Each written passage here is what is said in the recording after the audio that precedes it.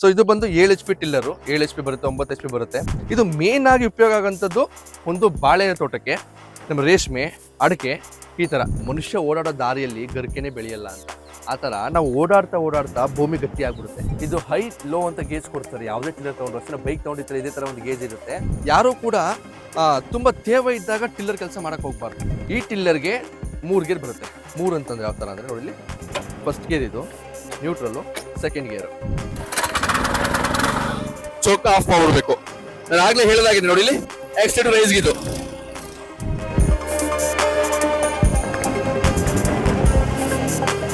ನಮಸ್ಕಾರ, welcome to our YouTube channel Mysuru ಜೋಡಿ. ನಮಸ್ಕಾರ.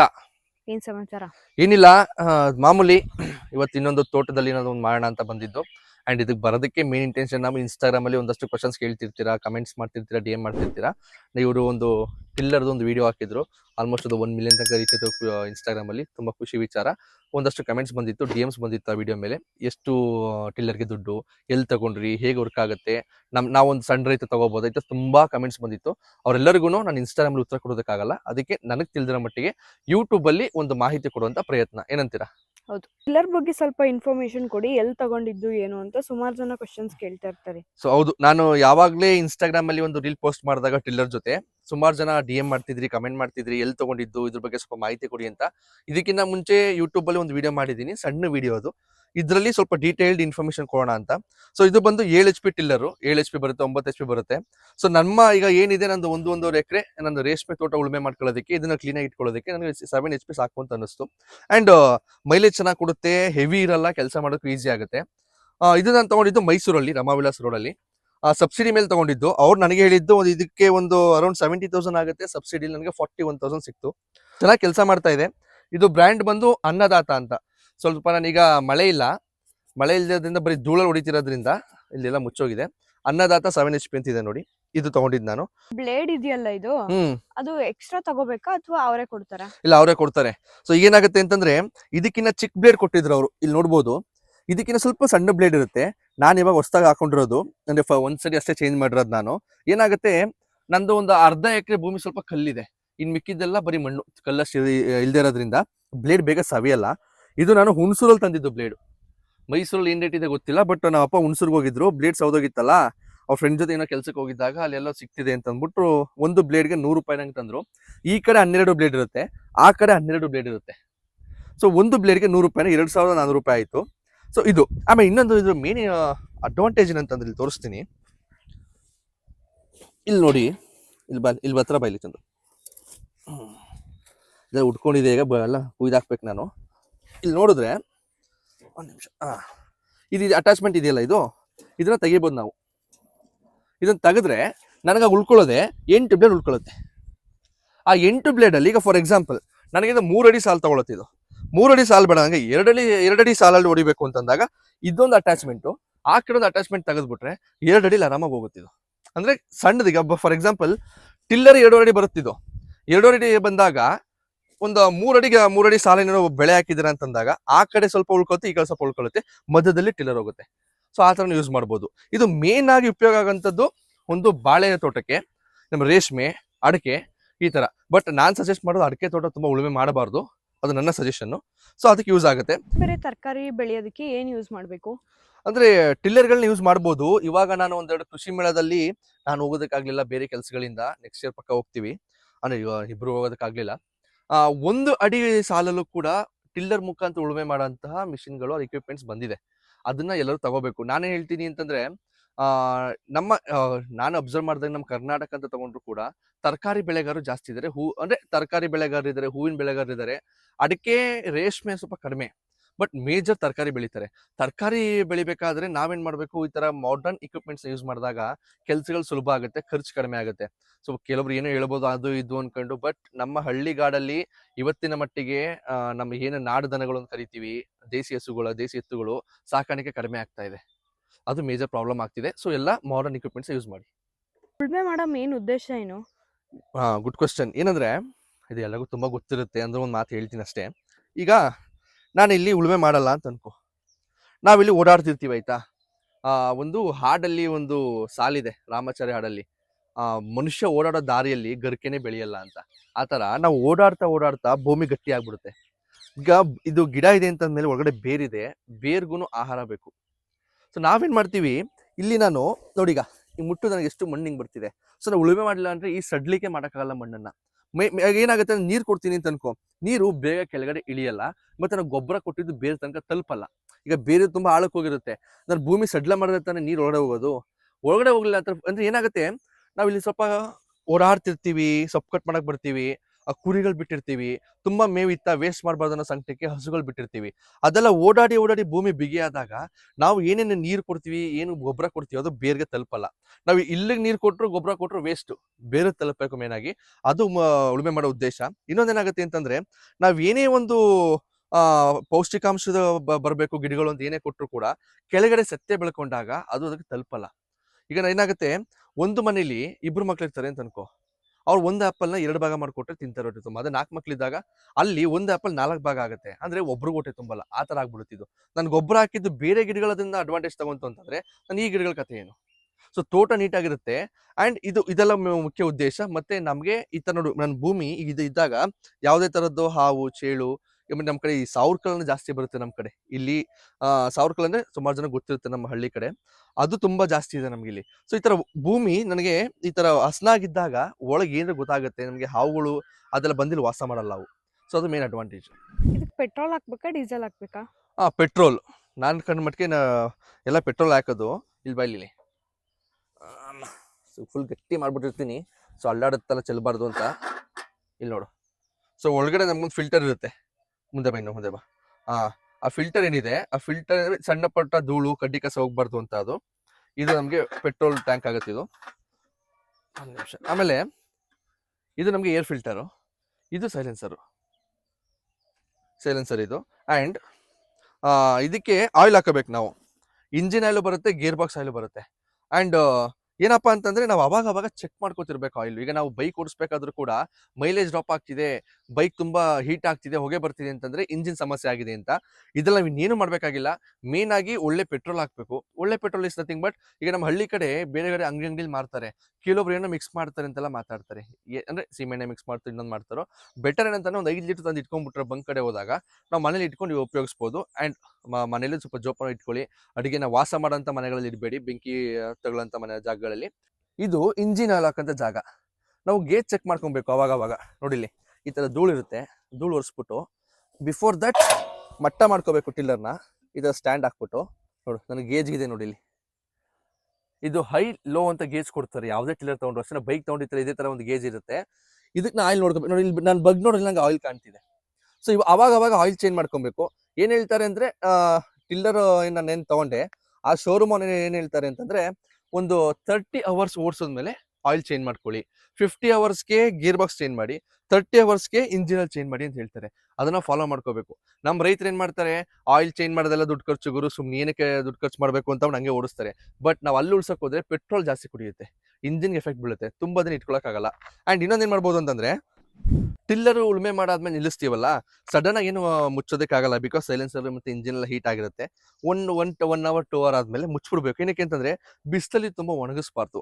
ನಮ್ಗೆ ಇಲ್ಲಿ ಪೆಟ್ರೋಲ್ ಪೈಪ್ ಬಂದಿರುತ್ತೆ, ಪೆಟ್ರೋಲ್ ಪೈಪು ಕಟ್ ಆಗಂತ ಸಾಧ್ಯತೆ ಇರುತ್ತೆ. ಅಂಡ್ ಪೆಟ್ರೋಲ್ಗೂ ಸಮಸ್ಯೆ ಆಗುತ್ತೆ. ಈ ಪೆಟ್ರೋಲ್ ಟ್ಯಾಂಕ್ಗೆ ತುಂಬಾ ಬಿಸಿಲು ಬಿದ್ದಾಗ ನೆರಳಲ್ಲಿ ನಿಲ್ಲಿಸ್ಕೋಬೇಕು. ಮಳೆ, ಗಾಳಿ, ಬಿಸಿಲು ಇದರಿಂದ ನಾವು ಸ್ವಲ್ಪ ಸೇವ್ ಮಾಡಿ ಇಟ್ಕೊಂಡಾಗ ಸರಿ ಆಗುತ್ತೆ. ನಾನೇನ್ ಮಾಡ್ತೀನಿ ಅಂತಂದ್ರೆ, ಇವಾಗ ನಿನ್ನೆ ಒಂದು ರೀಲ್ ಹಾಕಿದ್ದೆ ನಾನು ಇನ್ಸ್ಟಾಗ್ರಾಮ್ ಅಲ್ಲಿ. ಅದಕ್ಕೊಬ್ರು ಕಮೆಂಟ್ ಮಾಡಿದ್ರು, ಸ್ವಲ್ಪ ಭೂಮಿ ಉಳುಮೆ ಮಾಡ್ತಿದ್ದೀರಾ, ಧೂಳು ಬರ್ತಾ ಇದೆ, ಸ್ವಲ್ಪ ನೀರ್ ಹಾಕಿ ಸ್ಪ್ರಿಂಕ್ಲರ್ ಎಲ್ಲ ಹಾಕ್ಬಿಟ್ಟು ಉಳುಮೆ ಮಾಡಿ ಅಂತ. ಬಟ್ ಏನ್ ಸಮಸ್ಯೆ ಆಗ್ತಿದೆ ಅಂತಂದ್ರೆ, ನನಗೆ ನಂದು ಇನ್ನೊಂದು ತೋಟ ಇದೆ ನಮ್ದು, ಅಲ್ಲಿ ಒಳ್ಳೆ ನೀರಿದೆ. ನಾವ್ ಇಲ್ಲಿ ಏನಿದೀವಿ ಮನೆ ಹತ್ರ ವಾಟರ್ ಸೋರ್ಸ್ ಕಡಿಮೆ ಇದೆ. ನಮ್ಮಲ್ಲಿ 1.5 ಎಕರೆಗೆ 3 ಬೋರ್ವೆಲ್ ಇಟ್ಕೊಂಡಿದೀವಿ, ಅಂದ್ರೆ ನೀರು ಕಡಿಮೆ. ಸ್ಪ್ರಿಂಕ್ಲರ್ ಆಗೋಷ್ಟು ನೀರು ನಮಗೆ ಸಿಗ್ತಾ ಇಲ್ಲ. ನಾವು ಬರೀ ಡ್ರಿಪ್ ಇರಿಗೇಷನ್ ಮೇಲೆ ಡಿಪೆಂಡ್ ಆಗಿರೋಂಥದ್ದು. ನಲ್ಲಿ ಸ್ಪ್ರಿಂಕ್ಲರ್ ಹಾಕೊಂಡು ಮಾಡಕ್ ಆಗ್ತಿಲ್ಲ. ಅಂಡ್ ಇನ್ನೊಂದೇನಾಗುತ್ತೆ ಅಂತಂದ್ರೆ, ನಾನು ಪದೇ ಉಳುಮೆ ಮಾಡ್ತಿರೋದ್ರಿಂದ ಪ್ರತಿ ಬ್ಯಾಚ್ಗೂ ಭೂಮಿ ಅಷ್ಟು ಗಟ್ಟಿ ಆಗಿರಲ್ಲ. ಬಟ್ ಧೂಳು ಬಂದೇ ಬರುತ್ತೆ. ಬೇಸಿಗೆ ಇದೆ, ಬೇಸಿಗೆ ಅಂತಂದ್ರೆ ಇವಾಗ ಮಳೆಗಾಲ, ಮಳೆ ಬಂದ 1 ತಿಂಗಳಾಗೋಯ್ತು, ಭೂಮಿ ಒಣಗಿರುತ್ತೆ. ಸೊ ನನಗೆ ಧೂಳು ಬಂದೇ ಬರುತ್ತೆ, ಅದು ಇಂಟೆನ್ಷನ್. ಇನ್ನೊಂದೇನಂತಂದ್ರೆ, ಯಾರು ಕೂಡ ತುಂಬಾ ತೇವ ಇದ್ದಾಗ ಟಿಲ್ಲರ್ ಕೆಲಸ ಮಾಡಕ್ ಹೋಗ್ಬಾರ್ದು. ಟಿಲ್ಲರ್ ಕೆಲಸ ಮಾಡಿದಾಗ ಏನಾಗುತ್ತೆ, ನಮ್ಗೆ ಗೇರ್ ಬಾಕ್ಸ್ ಸಮಸ್ಯೆ ಆಗುತ್ತೆ, ಮಣ್ಣೆಲ್ಲ ಅಂಟ್ಕೊಳ್ಳುತ್ತೆ, ಸತ್ತೆ ಬೆಳೆದಿರಿ ಕೇಳಂಗೆ ಇಲ್ಲ, ಎಲ್ಲ ಒಂಥರ ಪ್ಯಾಕ್ ಆದಂಗೆ ಆಗ್ಬಿಡುತ್ತೆ. ನಾವ್ ಎಷ್ಟೇ ಎಕ್ಸ್ಲೇಟರ್ ಕೊಟ್ಟರು ಕೂಡ ನಮ್ಮ ಇಂಜಿನ್ ಸಪೋರ್ಟ್ ಮಾಡಿದ್ರು ಕೂಡ ನಮ್ಮ ಈ ಬ್ಲೇಡ್ಗಳು ಸಪೋರ್ಟ್ ಮಾಡಲ್ಲ, ಕೆಳಗಡೆ ತಿರುಗಲ್ಲ. ಅದಾದ್ಮೇಲೆ ಯಾರೆಲ್ಲ ಉಳುಮೆ ಮಾಡ್ತೀರಾ, ಉಳುಮೆ ಮಾಡಾದ್ಮೇಲೆ ಅಟ್ಲೀಸ್ಟ್ ಒಂದು 3-4 ಡೇಸ್ ನೀರು ಕೊಡಬಾರ್ದು. ನೋಡಿಲಿ, ಈಗ ನಾನು ಉಳುಮೆ ಮಾಡಿದಾಗ ಇಲ್ಲಿ ಪಾರ್ಥನೆ ಗಿಡ ಸತ್ತೋಗಿದೆ ಬಿದ್ದು, ಈ ತರ ಗರಿಕೆಗಳೇ ಇರುತ್ತೆ. ಮತ್ತೆ ಕೊನ್ನಾರಿ ಅಂತ ಕರಿತೀವಿ ನಾವು, ಅದು ನಮ್ಮಲ್ಲಿ ತುಂಬಾ ಇದೆ. ಅದೆಲ್ಲ ಸಾಯುತ್ತದು, ಅದೆಲ್ಲ ಬಿಸಿಲು ಬಂದು ಬಿಸಿಲು ಸಾಯ್ಬೇಕು. ನಾನು ಮತ್ತೆ ಸಣ್ಣ ನೀರು ಕೊಟ್ಬಿಡ್ತು ಅಂತಂದ್ರೆ ಅದು ಹಂಗೆ ಚಿಗುರು ಬಿಡುತ್ತೆ. ಆ ತರ ಮಾಡ್ಕೊಬೇಕು. ಉಳುಮೆ ಮಾಡ್ಬೇಕಾದ್ರೆ ಮುಖ್ಯವಾಗಿ ಏನ್ ಮಾಡ್ಬೇಕಂತಂದ್ರೆ ಈ ಕಡೆ ತೇವನು ಇರಬಾರ್ದು. ಅಂದ್ರೆ ನಾನು ಮಳೆಗಾಲದಲ್ಲಿ ಮಾಡಿದ್ರೆ ಓಕೆ, ಇಲ್ಲ ನಮ್ಮ ಹತ್ರ ನೀರಿದೆ ಸ್ಪ್ರಿಂಕ್ಲರ್ ಎಲ್ಲ ನಾನು ಹಾಕೊಂಡ್ಬಿಟ್ಟು ನಾನು ಸ್ವಲ್ಪ ತೇವಾಂಶ ಇಟ್ಕೊಂಡು ಭೂಮಿಲಿ ಉಳುಮೆ ಮಾಡ್ತೀನಿ ಅಂತಂದವರು ಒಂದು 70% ಡ್ರೈ ಇರಲಿ, 30% ವೆಟ್ನೆಸ್ ಸಾಕು. 50-50 ಅಷ್ಟು ನೀಟಾಗಿ ಕೆಲಸಗಳಾಗಲ್ಲ. ಆ ಥರ ಡ್ರೈಯಲ್ಲಿ ಕೆಲಸ ಮಾಡಿದಾಗ ಯಾವುದೇ ಗಿಡ ಆದ್ರೂ ಕಿತ್ಕೊಂಡು ಮೇಲೆ ಬರುತ್ತೆ. ಮತ್ತೆ ಇನ್ನೊಂದೇನಾಗುತ್ತೆ ಅಂತಂದ್ರೆ ತೇವದಲ್ಲಿ ಮಾಡಿದಾಗ ಇಂಟಿಂಟೆ ಆಗ್ಬಿಡುತ್ತೆ, ಗಿಡ ಮೇಲ್ ಬರಲ್ಲ, ಒಳಗೆ ಸೇರ್ಕೊಳ್ಳುತ್ತೆ, ಬೇರೆ ಒಳಗಡೆ ಉಳ್ಕೊಳ್ಳುತ್ತೆ. ಅವಾಗ ನಮಗೆ ಮತ್ತೆ ಚಿಗುರು ಬಿಡುತ್ತದು. ಅದು ಮೇನ್ ಆಗಿ ನೋಡ್ಕೋಬೇಕು.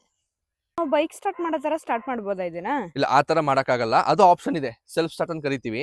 ಅದಕ್ಕೆ ಬ್ಯಾಟ್ರಿ ಇಟ್ಕೋಬೇಕು, ಮತ್ತೆ ಅದಕ್ಕೊಂದು ಬಟನ್ ಕೊಡ್ತಾನೆ ಅಷ್ಟೇ, ಏನಿಲ್ಲ, ಒಂದು ಬ್ಯಾಟ್ರಿ ಒಂದು ಬಟನ್ ಕೊಡ್ತಾನೆ. ಬಟ್ ನನಗೆ ಅಷ್ಟು ಕಂಫರ್ಟಬಲ್ ಅಂತ ಅನಿಸ್ಲಿಲ್ಲ. ಇನ್ ಕೇಸ್ ನಾವು ತುಂಬಾ ಬೇಗ ನಾನು ಉಪಯೋಗಿಸಿದ್ರೆ ತಿಂಗಳಲ್ಲಿ 3 ದಿನ ಉಪಯೋಗಿಸ್ತೀನಿ, 27 ದಿನ ಸುಮ್ಮನೆ ನಿಂತಿರುತ್ತೆ. ನಾನು ಅವಾಗ ಏನಾದ್ರು ಬ್ಯಾಟ್ರಿ ಡ್ರೈ ಆಗ್ಬೋದು, ಮತ್ತೆ ಬ್ಯಾಟ್ರಿ ಕೆಲ್ಸಕ್ಕೆ ಬರ್ಬೋದು, ಬೇರೆ ಎಕ್ಸ್ಟ್ರಾ ಖರ್ಚು ಏನಿಲ್ಲ. ಅಲ್ಲಿ ಪುಲಿ ಹೇಳ್ಕೊಂಡ್ರೆ ಮುಗೀತು. ಹತ್ರ ಬೈಲಿಗ ಈ ಟಿಲ್ಲರ್ಗೆ 3 ಗೇರ್ ಬರುತ್ತೆ. 3 ಅಂತಂದ್ರೆ ಯಾವ ತರ ಅಂದ್ರೆ ನೋಡಿ, ಫಸ್ಟ್ ಗೇರ್ ಇದು, ನ್ಯೂಟ್ರಲ್, ಸೆಕೆಂಡ್ ಗೇರ್. ನಾವು ಯಾವಾಗ ನ್ಯೂಟ್ರಲ್ ಇಟ್ಕೋತೀವಿ ಸ್ಟಾರ್ಟ್ ಮಾಡ್ಬೇಕಾದ್ರೆ. ಅದಾದ್ಮೇಲೆ ಇದು ಆನ್ ಅಂಡ್ ಆಫ್ ಬಟನ್, ಇದು ಆಕ್ಸಿಲೇಟರ್. ನಮಗೆ ಕಂಟಿನ್ಯೂ ಅಂದ್ರೆ ಏನೊಂದು ಈ ಟ್ರ್ಯಾಕ್ಟರ್ ಬಂದ್ರೆ ನಮಗೆ ಸ್ಟೇರಿಂಗ್ ಕೆಳಗಡೆ ಇರುತ್ತೆ, ಅದನ್ನ ಎಳೆದಿಟ್ಕೊಂಡ್ಬಿಟ್ರೆ ನಾವು ಆಕ್ಸಿಲೇಟರ್ ಲಾಕ್ ಆಗುತ್ತೆ. ಆ ತರ ಆಕ್ಸಿಲೇಟರ್ ಲಾಕ್ ಮಾಡೋದಕ್ಕೆ ಇದು. ಅಂಡ್ ಇಲ್ಲಿ ಬೈಲಿ ಇದನ್ನ ಸ್ಟಾರ್ಟ್ ಮಾಡೋದಕ್ಕೆ ಇದು. ಇಲ್ಲಿ ಇದು ನೆಕ್ಸ್ಟ್ ಹೇಳ್ತೀನಿ. ಇದು ಪೆಟ್ರೋಲ್, ಇದು ಆಫ್, ಇದು ಆನ್. ಇನ್ನೊಂದು ಅವಾಗಲೇ ಹೇಳೋದು ಮರ್ತೆ, ಯಾವಾಗ ಕೆಲಸ ಮುಗಿದು ಟಿಲ್ಲರ್ ನಿಲ್ಲಿಸ್ತೀವಿ ಪೆಟ್ರೋಲ್ ಆಫ್ ಮಾಡಿ ನಿಲ್ಲಿಸ್ಬೇಕು, ಅದು ಮುಖ್ಯ.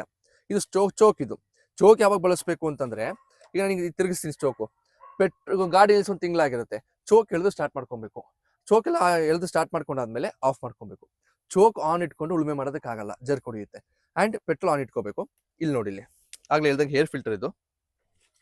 ಇದೊಂದು ಹೇಳೋದು ಮರ್ತೆ, ಇಲ್ಲಿ ನಾನು ಆನ್ ಮಾಡಿದಾಗ ಎಕ್ಸ್ಟ್ರಾ ರೈಸ್ ಮಾಡ್ಕೊಳ್ಳೋದಕ್ಕೆ ಇದು. ಈಗ ಚಳಿಲಿರುತ್ತೆ, ನಾನು ಇಲ್ಲಿ ಆನ್ ಮಾಡ್ಬಿಟ್ಟು ಹೋಗಿ ಅಲ್ಲೇ ಎಕ್ಸ್ಲೇಟರ್ ಕೊಡೋದಕ್ಕಾಗಲ್ಲ, ನಂಗೆ ಇಲ್ಲೇ ಕಂಟ್ರೋಲ್ ಸಿಗುತ್ತೆ. ಈ ತರ ಎಳೆದಿಟ್ಕೊಂಡ್ರೆ ಎಕ್ಸ್ಲೇಟರ್ ರೈಸ್ ಆಗುತ್ತೆ. ಇದು ನಂಗೆ ರೈಸ್ ಆಗೋದ ಅನುಕೂಲದಿಂದ ಇಂಜಿನ್ ಹೀಟ್ ಆಗಿ ಪದೇ ಪದೇ ಆಫ್ ಆಗಲ್ಲ. ನೆಕ್ಸ್ಟ್ ಈ ಕಡೆ ಬಾ, ಇಲ್ಲಿ ಬಾ, ಇಲ್ಲಿ ರಿವರ್ಸ್ ಗೇರ್ ಇದೆ ನಮಗೆ ನೋಡಿ, ಇಲ್ಲಿ ಇದು ತೋರಿಸಿದ್ದು, ಇದು ರಿವರ್ಸ್ ಗೇರು. ನಾನು ಕ್ಲಚ್ ಇಟ್ಕೋಬೇಕು, ಕ್ಲಚ್ ಇಟ್ಕೊಂಡು ಇದನ್ನ ಎಳಿಬೇಕು. ಹಿಂಗೆ ಎಳೆದಾಗ ಮಾತ್ರ ಹಿಂದೆ ಬರುತ್ತೆ, ಎರಡನ್ನೂ ಇಟ್ಕೊಂಡು ಒಟ್ಟಿಗೆ. ಹಿಂಗೆ ಬಿಟ್ಬಿಟ್ಟು ಇದು ಬರಲ್ಲ, ಹಿಂಗೆ ಇಟ್ಕೊಂಡು ರಿವರ್ಸ್ ಹೋಗಲ್ಲ, ಇದನ್ನು ಎಳೆಯೋಕ್ಕಾಗಲ್ಲ. ನಾನು ಅಟ್ ಟೈಮ್ ಎರಡನ್ನೂ ಎಳಿಬೇಕು ಈ ಥರ ಇಟ್ಕೊಂಡು, ಆಗ ರಿವರ್ಸ್ ಹೋಗುತ್ತೆ. ಬಾ ಸ್ಟಾರ್ಟ್ ಮಾಡೋಣ ಇವಾಗ.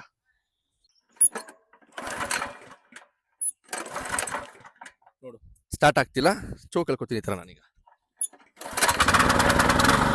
ಚೋಕ್ ಆಫ್ ಮಾಡ್ಬಿಡ್ಬೇಕು. ನಾನು ಆಗ್ಲೇ ಹೇಳೋದಾಗಿದೆ ನೋಡಿ, ಇಲ್ಲಿ ಎಕ್ಸ್ಟ್ರಾ ರೈಸ್ ಇದು, ಇಲ್ಲೇ ಎಕ್ಸ್ಟ್ರಾ ರೈಸ್ ಆಗುತ್ತೆ. ಅಂಡ್ ಚೋಕ್ ಆಫ್ ಆಗಿದೆ. ಆನ್ ಮಾಡಿದ್ರೆ ಈ ತರ ಜರ್ಕ್ ಹೊಡಿಯುತ್ತೆ, ಅಲ್ಲೇ ಗೊತ್ತಾಗ್ಬಿಡುತ್ತೆ ನಮ್ಗೆ. ಯಾವುದೇ ಮಿಷಿನ್ ಆಗ್ಬೋದು ಪೆಟ್ರೋಲ್ದು, ನಾವು ಈ ತರ ಜರ್ಕ್ ಹೊಡಿತಿದೆ ಅಂತಂದ್ರೆ ಚೋಕ್ ಆಫ್ ಮಾಡ್ಕೋಬೇಕು ಅಂತ ನೋಡು. ಚೋಕ್ ಆಫ್ ಮಾಡ್ಕೋಬಹುದು. ಮುಂದೆ ಬಾ. ಇವಾಗ ನಾನು ನೋಡಿಲಿ, ಇದು ಗೇರ್ ಅಂತ ಆವಾಗಲೇ ಹೇಳಿದೆ. ಇವಾಗ ನಾನು ಫಸ್ಟ್ ಗೇರ್ಗೆ ಹಾಕ್ತೀನಿ, ನೋಡ್ಕೋ. ಫಸ್ಟ್ ಗೇರ್ಗೆ ಹಾಕಿದೀನಿ.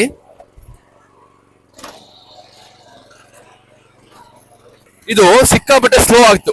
ಫಸ್ಟ್ ಗೇರ್ ಇದ್ದಾಗ ಸ್ಲೋ ಆಗಿ ಕೆಲಸ ಆಗುತ್ತೆ. ಇದನ್ನ ನಾನು ಸೆಕೆಂಡ್ ಗೇರ್ ಹಾಕ್ತೀನಿ, ನೋಡ್ಕೋ. ಸೆಕೆಂಡ್ ಗೇರ್ ಹಾಕಂತ ಹೋದಾಗ ಇದು ತುಂಬಾ ಸ್ಪೀಡ್ ಆಗಿ ಹೋಗುತ್ತೆ. ಎಲ್ಲ ಟ್ರ್ಯಾಕ್ಟರ್ಗಳು ಇದೇ ತರ ವರ್ಕ್ ಆಗೋದು. ನೆಕ್ಸ್ಟ್ ನೋಡಿ, ರಿವರ್ಸ್ ಗೇರ್ ಹಾಕೋತೀನಿ. ರಿವರ್ಸ್ ಗೇರ್ ಹಾಕೋಬೇಕು ಅಂತಂದ್ರೆ ಫಸ್ಟ್ ನಾವು ನ್ಯೂಟ್ರಲ್ ಮಾಡ್ಕೋಬೇಕು. ನ್ಯೂಟ್ರಲ್ ಮಾಡ್ಕೊಂಡು ಅವಾಗಲೇ ತೋರಿಸಾಗಿ ಅದನ್ನ ಎತ್ತಬೇಕು. ಅಂಡ್ ನಾವು ರಿವರ್ಸ್ ಗೇರ್ ಹಾಕಿದಾಗ ನ್ಯೂಟ್ರಲ್ ಇರುತ್ತೆ, ಸೊ ಕ್ಲಚ್ ಬಿಟ್ರೆ ಸಮಸ್ಯೆ ಆಗಲ್ಲ. ಆಫ್ ಮಾಡ್ಬೇಕು ಅಂದಾಗ ಈ ಬಟನ್ ಅಷ್ಟೇ, ಕ್ಲೀನಾಗಿ ಆಫ್ ಆಗುತ್ತೆ. ಇನ್ಸ್ಟಾಗ್ರಾಮ್ ಅಲ್ಲಿ ಒಂದು ಕಮೆಂಟ್ ಬಂದಿತ್ತು, ಮಿನಿ ಟ್ರಾಕ್ಟರ್ ಯೂಸ್ ಮಾಡ್ಬೋದಲ್ಲ, ನೀವೇನಕ್ಕೆ ಇದನ್ನ ಯೂಸ್ ಮಾಡ್ತೀರಾ ಅಂತ. ಅದೇನಂದ್ರೆ ಮಿನಿ ಟ್ರ್ಯಾಕ್ಟರ್ ಖರ್ಚು ಜಾಸ್ತಿ, ತುಂಬಾ ಬಂಡವಾಳ ಹಾಕ್ಬೇಕು. ನಮ್ಮಂತ ಸಣ್ಣ ರೈತರಿಗೆ ಅದು ಉಪಯೋಗಕ್ಕೆ ಬರಲ್ಲ. ನೋಡು, ನಾನು ಹೇಳಿಲ್ವಾ, ಒಂದು 30-40 ಸಾವಿರ ಖರ್ಚು ಮಾಡೋ ಟಿಲ್ಲರ್ ಬರುತ್ತೆ. ಮಿನಿ ಟ್ರ್ಯಾಕ್ಟರ್ ಮಿನಿಮಮ್ 4-5 ಲಕ್ಷ ಕೊಡ್ಬೇಕು ಯಾವುದೇ ತಗೋತೀನಿ ಅಂತಂದ್ರು. ಅಷ್ಟೊಂದು ತಗೊಂಡು ನಾನು ತಿಂಗಳಿಗೆ 3 ದಿನ ಯೂಸ್ ಮಾಡ್ತೀನಿ, ತಿಂಗಳಿಗೆ 4-5 ಅವರ್ ಯೂಸ್ ಮಾಡ್ತೀನಿ ಅಂತ ಅಂದ್ಬಿಟ್ಟು ಬಂಡವಾಳ ಹಾಕ್ಬಿಟ್ಟು ಮನೆ ಹತ್ರ ನಿಲ್ಸ್ಕೊಳ್ಳೋದಕ್ಕಾಗಲ್ಲ. ಅದು ಒಳ್ಳೆ ಉದ್ದೇಶನೇ. ಸೊ ನೀವು ಹೇಳಿದ್ದು ಕೂಡ ಏನ್ ಮಾಡ್ಬೋದು ಅಂದ್ರೆ, ನಾನು ಏನಾದ್ರು ಕಮರ್ಷಿಯಲ್ ಪರ್ಪಸ್ ಮಾಡ್ಕೋತೀನಿ. ಮಿನಿ ಟ್ರ್ಯಾಕ್ಟರ್ ತಗೊಂಡು ನನ್ನ ಜಮೀನು ಉಳುಮೆ ಮಾಡೋದ್ರ ಜೊತೆ ಬೇರೆ ಕಡೆಗೂ ಬಾಡಿಗೆ ಹೋಗ್ತೀನಿ ಅಂತಂದ್ರೆ ಒಳ್ಳೆ ಐಡಿಯಾ ಅದು. ಬಟ್ ನನಗೆ ಆ ಥರ ಹೋಗೋದಕ್ಕೆ ಅವಕಾಶ ಇಲ್ಲ. ಅದಕ್ಕೆ ಏನ್ ಮಾಡ್ತೀನಿ ಅಂತಂದ್ರೆ, ನಾನೇ ಸ್ವಂತಕ್ಕೆ ಟಿಲ್ಲರ್ ತಗೊಂಡ್ರೋದ್ರಿಂದ ನನಗೆ ಕೈಲಿ ಎಷ್ಟಾಯ್ತು ಅಷ್ಟು ಮಾಡ್ಕೋತೀನಿ. ಇನ್ನೊಂದೇನಾಗುತ್ತೆ, ಇದು ಒಂದೇ ಸರಿ ಹೊಡಿಬೇಕು ಅಂತಿಲ್ಲ. ನಾನು ದಿನ ಬೆಳಿಗ್ಗೆ 1 ಅವರ್ ಕೆಲಸ ಮಾಡ್ಕೊಂಡ್ರು ಸಾಕು. ನಮ್ಮ ಹತ್ರ ಎಕ್ವಿಪ್ಮೆಂಟ್ ಇರುತ್ತೆ, ನಮ್ಮ ಜಮೀನು ಯಾವಾಗ ಬೇಕಾದ್ರೆ ಮಾಡ್ಕೋಬಹುದು, ಅದೊಂದು ಅಡ್ವಾಂಟೇಜು. ಬಾಡಿಗೆ ಅವ್ರನ್ನ ಕರೆದು ಓಡಿಸ್ಬೋದು. ಮಿನಿ ಟ್ರ್ಯಾಕ್ಟರ್ ಹೇಳಿದ್ನಲ್ಲ ಆಗ್ಲೇ, ಖರ್ಚು ಜಾಸ್ತಿ ಆಗುತ್ತೆ. ನಮಗೇನು ರೇಷ್ಮೆ ಏನೋ ಒಂದು ಅಷ್ಟೆಷ್ಟು ದುಡ್ಡಾಗುತ್ತೆ ಅಂತಂದಾಗ ಗೊಬ್ಬರಕ್ಕೆ ದುಡ್ಡು ಇರುತ್ತೆ, ಸ್ವಲ್ಪ ಗೂಡು ಬಿಡಿಸೋರಿಗೆ, ನಾವು ಚಾಕಿ ಮರಿಗಳು ತರೋದಕ್ಕೆ, ಮತ್ತೆ ಟಿಲ್ಲರ್ಗೆ ಎಲ್ಲಕ್ಕೂ ಇಲ್ಲೇ ಖರ್ಚು ಮಾಡ್ಬಿಟ್ರೆ ನಮ್ಗೆ ಉಳ್ಕೊಳ್ಳೋಂಥ ಏನೂ ಸಿಗಲ್ಲ. ಅದೇ ಉದ್ದೇಶಕ್ಕೆ ನಾವು ಟಿಲ್ಲರ್ ತಗೊಂಡು ನಮ್ಮ ಕೆಲಸ ನಾವೇ ಮಾಡ್ಕೋತಿರೋಂಥದ್ದು. ಬ್ಲೇಡ್ಗಳ ಮಧ್ಯೆ ಸಿಗಾಕೊಳ್ಳುತ್ತಲ್ಲ ಸತ್ತೆ, ಹ್ಮ್. ಅದೇನು ಪ್ರಾಬ್ಲಮ್ ಆಗಲ್ವಾ? ಖಂಡಿತ ಪ್ರಾಬ್ಲಮ್ ಆಗುತ್ತೆ. ಅದಕ್ಕೆ ನೋಡು, ಕುಡುಗೋಲ್ ನಾನು ಕುಡುಗ್ಲು ಅಂತ ಅಂತೀನಿ, ಕೆಲವೊಬ್ರು ಕುಡುಗೋಲು ಅಂತಾರೆ, ಅಥವಾ ನಮ್ಮ ಕಡೆ ಕುಡುಗ್ಲು ಅಂತ ಕರಿತೀವಿ ಸಿಂಪಲ್ ಆಗಿ. ನೋಡು, ಇದನ್ನ ಸ್ಟ್ಯಾಂಡ್ ಮರ್ಚ್ಬೋದು. ಇಲ್ಲಿ ಏನ್ ಸೆತ್ತೆ ಹುಡ್ಕೊಂಡಿದೆ ಇದನ್ನ ತೆಗೆದ್ಬಿಡ್ತೀವಿ. ಬಟ್ ಗೇರ್ ಬಾಕ್ಸ್ಗೂ ಬ್ಲೇಡ್ಗೂ ಮಧ್ಯೆ ಸಿಗಾಕೊಳ್ಳುತ್ತೆ. ಆ ಸೆತ್ತೆ ಅವಾಗ ಕ್ಲೀನ್ ಮಾಡ್ಕೊಬೇಕು, ಇಲ್ಲಾಂದ್ರೆ ಗೇರ್ ಬಾಕ್ಸ್ ಎಫೆಕ್ಟ್ ಆಗುತ್ತೆ, ಆಯಿಲ್ ಸೀಲ್ ಹೋಗ್ಬಿಡುತ್ತೆ. ಇನ್ನೊಂದೇನಂತಂದ್ರೆ, ನಾವು ತುಂಬಾ ಸೆತ್ತೆ ಬೆಳೆಸಿಲ್ಲ, ಬಟ್ ಸಣ್ಣ ಪುಟ್ಟ ಸೆತ್ತೆ ಏನೋ ಒಂದು ಅಂಬು ನೋಡಿ, ನೋಡಿಲಿ ಒಂದು ಅಂಬು, ಈ ಅಂಬು ಬಂದು ನಮ್ಗೆ ಭಾರಿ ಸಮಸ್ಯೆ ಕೊಡ್ತಿದೆ ಜಮೀನಲ್ಲಿ, ಅದು ಸಿಗಾಕೊಳ್ಳುತ್ತೆ. ಅವಾಗ ಅದಕ್ಕೆ ಕುಡುಗೋಲ್ ಜೊತೆಗೆ ಇಟ್ಕೊಂಡಿರ್ತೀನಿ. ಒಂದ್ ಸಾಲು, ಒಂದ್ ಬಳಸು ಅಂತ ಕರಿತೀವಿ ನಾವು, ಒಂದ್ ಬಳಸು ಹೋಗಿ ಬಂದ ತಕ್ಷಣನೇ ನಾನು ಕ್ಲೀನ್ ಮಾಡ್ಕೊಂಡ್ಬಿಡ್ತೀನಿ. ಸರ್ ಟಿಲ್ಲರ್ ಯಾವ ಕಂಪನಿಯಲ್ಲಿ ತಗೊಂಡ್ರೆ ಬೆಸ್ಟ್? ಅಂದ್ರೆ ನಾವು ಕಾರು ಮತ್ತೆ ಬೈಕ್ ತಗೊಳ್ಳೋ ತರ ಕಂಪ್ನಿಗಳೆಲ್ಲ ಇಲ್ಲ. ಇದಕ್ಕೆ ಏನ್ ಮಾಡ್ಬೋದು ಅಂತಂದ್ರೆ, ನಿಮ್ಮ ಹತ್ತಿರದ ಅಂಗಡಿಗಳಲ್ಲಿ, ಶೋರೂಮ್ಗಳಲ್ಲಿ ಯಾವ್ದು ಸಿಗುತ್ತೆ ಅದು ನೋಡಿ ತಗೊಳ್ಳಿ. ಸ್ವಲ್ಪ ತಗೊಳ್ಳೋಕ್ಕಿಂತ ಮುಂಚೆ ಈ ತರ, ಈಗ ಫಾರ್ ಎಕ್ಸಾಂಪಲ್ ನಾನು ಯೂಸ್ ಮಾಡ್ತಿದ್ದೀನಿ, ನಾನು ಒಂದು ಸಜೆಷನ್ ಕೊಡ್ತಾ ಇದ್ದೀನಿ. ಈ ತರ ನಿಮ್ಮ ಸುತ್ತಮುತ್ತ ರೈತರು ಯಾರು ಒಬ್ರು ಯೂಸ್ ಮಾಡ್ತಿರ್ತಾರೆ, ಅವ್ರ ಸಜೆಷನ್ ತಗೊಳ್ಳಿ. ಪರ್ಫಾರ್ಮೆನ್ಸ್ ಹೇಗಿದೆ ತಿಳ್ಕೊಂಡು ತಗೋಬಹುದು. ತುಂಬಾ ಕಂಪ್ನಿಗಳು ಉಟ್ಕೊಂಡಿದೆ ಈಗ. ಏನಪ್ಪಾ ಅಂತಂದ್ರೆ, ಎಲ್ಲರೂ ಒಳ್ಳೆ ಇಂಜಿನ್ ಕೊಡ್ತಾರೆ, ಒಳ್ಳೆ ಎಕ್ವಿಪ್ಮೆಂಟ್ ಕೊಡ್ತಾರೆ, ನಾವು ಮೇಂಟೈನ್ ಮಾಡೋದು ಇರುತ್ತೆ ಅಷ್ಟೇನಿಲ್ಲ. ಅದರಲ್ಲಿ ಯಾವ್ದು ಬೇಕಾದ್ರೂ ತಗೋಬಹುದು, ಅವ್ರ ಅನುಕೂಲ ತಕ್ಕಂತೆ. 7 HP ಬೇಕೋ 9 HP ಬೇಕೋ ತಗೋಬಹುದು. ಬಟ್ ಯಾರೆಲ್ಲ ಸಣ್ಣ ಒಂದು 3 ಎಕರೆ 4 ಎಕರೆ ಜಮೀನು ಇಟ್ಕೊಂಡಿದ್ದೀರಾ, ಒಂದು ಟಿಲ್ಲರು ಮತ್ತೆ ಒಂದು ವೀಡ್ ಕಟ್ಟರು ತುಂಬಾ ಅವಶ್ಯಕತೆ ಇದೆ. ಎಲ್ಲರೂ ಒಂದ್ಸಲ ತಗೊಳ್ಳಿ. ಬಿಕಾಸ್ ಲೇಬರ್ ಡಿಪೆಂಡೆನ್ಸಿ ಕಡಿಮೆ ಆಗುತ್ತೆ, ಖರ್ಚು ಕಮ್ಮಿ ಆಗುತ್ತೆ, ಸ್ವಲ್ಪ ಆದಾಯ ಜಾಸ್ತಿ ಗಳಿಸ್ಬೋದು. ಇದು ನನ್ನ ಸಜೆಷನ್. ಸೊ ಈ ವಿಡಿಯೋ ಇಲ್ಲಿಗೆ ಎಂಡ್ ಮಾಡ್ತಾ ಇದ್ದೀನಿ. ಆವಾಗಲೇ ಹೇಳಿದ್ದೀನಿ, ಎಲ್ಲ ವಿಡಿಯೋದಲ್ಲಿ ಹೇಳ್ತೀನಿ, ನನಗೆ ಗೊತ್ತಿರೋಂಥ ಮಾಹಿತಿ ತಿಳಿಸ್ಕೊಡುವಂಥ ಪ್ರಯತ್ನ ಅಂತ. ಟಿಲ್ಲರ್ ಬಗ್ಗೆ ನನಗೆ ಎಷ್ಟು ಮಾಹಿತಿ ಗೊತ್ತು, ನಾನೆಷ್ಟು ತಿಳ್ಕೊಂಡಿದ್ದೀನಿ, ಎಷ್ಟು ಉಪಯೋಗ ಇದೆ ಅಂತ ಹೇಳಕ್ಕೆ ಹೊರಟಿದ್ದೀನಿ, ಅಷ್ಟೇನೇನಿಲ್ಲ. ಎಲ್ಲರೂ ತಗೊಳ್ಳಿ, ಚೆನ್ನಾಗಿ ವ್ಯವಸಾಯ ಮಾಡೋಣ, ಎಲ್ಲರೂ ಜೊತೆ ಬೆಳೆಯೋಣ, ಇದು ನಮ್ಮ ಉದ್ದೇಶ ಅಷ್ಟೇ. Thank you so much. ಹೀಗೆ ನೋಡ್ತೀರಿ, ಸಪೋರ್ಟ್ ಮಾಡ್ತೀರಿ, ಎಲ್ಲ ಸಬ್ಸ್ಕ್ರೈಬ್ ಮಾಡ್ಕೊಳ್ಳಿ. Thank you.